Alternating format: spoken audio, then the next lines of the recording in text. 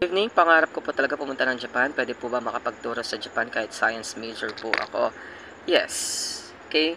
First up, the good news is that kung ikaw ay may teaching experience, that is an advantage. Okay, especially kapag classroom-based yung teaching experience mo. Now, if you are a science major, I think that could be considered as an example of a teaching experience using the English language as the medium of instruction. Di ba ganun naman kapag science, English naman yung ginagamit mong medium of instruction. And that is also an advantage. But the bottom line here is that hindi issue kung ano ang magiging major. You can still apply and you can still be hired even if you are science major or kahit nga hindi ka education major or hindi ka teacher by profession. Okay, may mga kilala ko Filipino major yet they are ALTs. May mga kilala ako financial advisors and yet they are ALTs. May mga psychology graduate, may mga under business field and yet they are here as ALTs. Ano po meaning ng JET? JET stands for Japan Exchange and Teaching Program.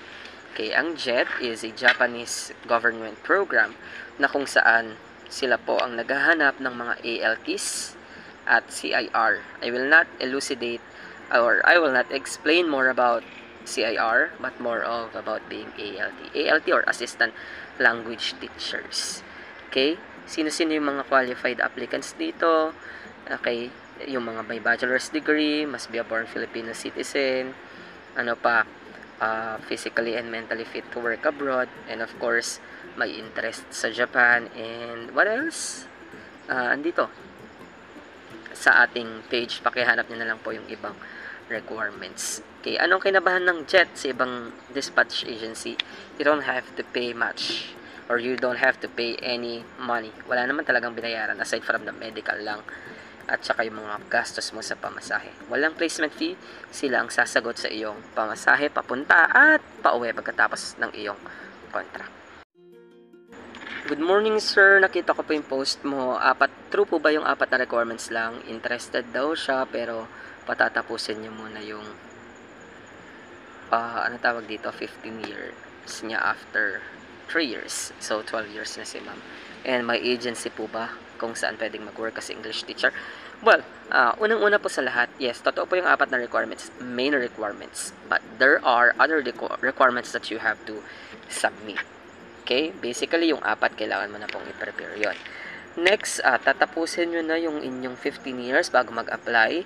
It's okay po. It's all up to you. Congratulations for staying that long. Pero yung 12 years mo, ma'am, ay napakaganda ng puhunan yun kasi it is an advantage for us, DepEd teachers, or even not DepEd teachers, private teachers, na meron kang classroom experience. And pwede mo yung magamit at mailagay sa iyong SOP. And again, malaking chance mo na makuha. Next, kung may agency po ba? Yes, there are dispatch agencies na alam ko at nasubukan ko din na pag-applyan. But, etong JET program po kasi is a Japanese program. Okay? Ng gobyerno ng Japan po mismo ito. So, mas maraming benefits. Alam niyo naman kapag public or government, mas maraming benefits. And of course, walang placement fee na napakalaking tulong sa akin kasi I don't have to provide that much money. Good day po. I've watched one of your videos about JET program. May I know po kung they have a blood test for medical or district when it comes to blood like HEPA. Thank you so much po in advance.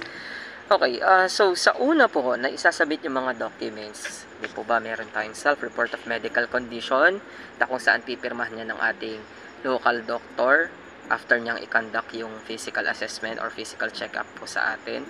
So, I think wala pa sa una. Kasi sa akin hindi pa naman ginawa yon. Magkakaroon lang ng blood test dun sa final stage. Almost final stage. Okay?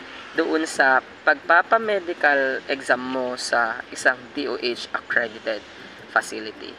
Alright? So, andun po ikakandak nila yan. Pero just like what I've said in the other video or in the earlier video regarding Hepa B, I am not so certain about that medical condition. But what I want you to know is that may mga kasama po tayong JET qualifiers na mayroong mga medical conditions and tinatanggap naman po sila as long as naka-reflect po iyon sa kanilang medical record. Pero nga pong may mga maintenance din po dito.